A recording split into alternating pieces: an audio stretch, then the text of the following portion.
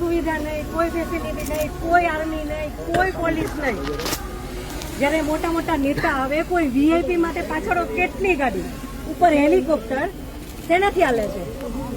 Tax pay કરે છે એના ઉપર નથી. વીઆઈપી માટે જે સર્વિસ છે એ આ લોકો માટે કેમ નથી? હું નીચે આર્મી કેમ્પમાં ચિલ્લાઈને કહેતી હતી કે ઉપર કેટલા લોકો જખમી છે, તમે લોકો જલ્દી કંઈક કરો.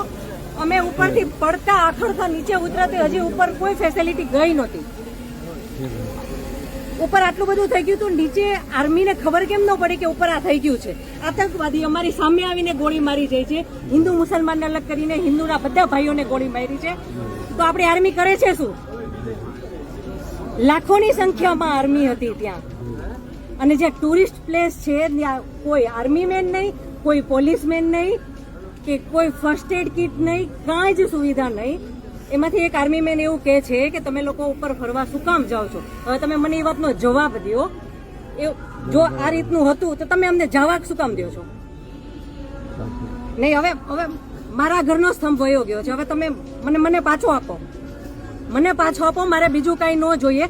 આજ પછી કોઈ દિવસ કોઈ વોટ જ નહીં કરતા. જો આપણી ગવર્મેન્ટને પોતાની જ સુવિધા રાખવી છે, તમારા પાછળ કેટલા વીઆઈપી હોય છે, કેટલી ગાડીઓ હોય છે, તમારો જીવ છે.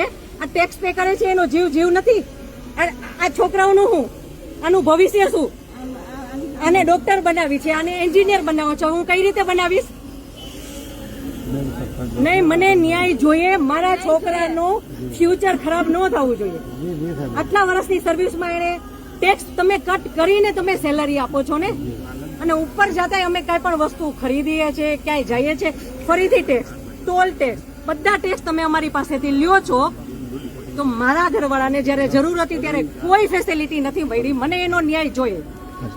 તમે લોકો અહીંયા જ રહ્યો, તમે કયો મને કે તમે શું કરશો એના માટે. આ એક નહીં, આના જેવા જેટલા ભાઈઓ બધા નિર્દોષ હતા, બધાને આવડા છોકરા હતા. નહીં, સરકાર ખાલી કહે છે કે અમે કરશું. આ બધું બની ગયું, આ બધાને હોસ્પિટલ ખબર નહીં શું ફેસિલિટી મળી ન મળી. બીજે દિવસે આટલો કરફ્યુ, આટલી રોડ બંધ, રોડ ઉપર 100-200 જ્યાં જોઈને ઢગલા. નહીં સર, નહીં, સાંભળો, તમારે સાંભળવું પડશે. જયારે બધું પતી જાય પછી આપણી ગવર્મેન્ટ આવીને ફોટા પાડે છે કે અમે આર્મી ઓફિસર અહીંયા હતા, પોલીસ અહીંયા હતા, નેતા આવ્યા છે.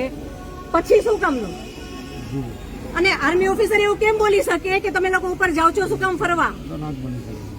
અને ત્યાં એક બોલ્યો તો બાકીના બધા સાંભળતા હતા, તો કોઈ કાંઈ ત્યારે કેમ ન બોલ્યું? અમે ત્યારે એમ બોલ્યા કે આર્મી મુર્દાબાદ, કે આર્મી હાય હાય, તો અમને પકડીને કેમ અંદર ફેંકી દે છે?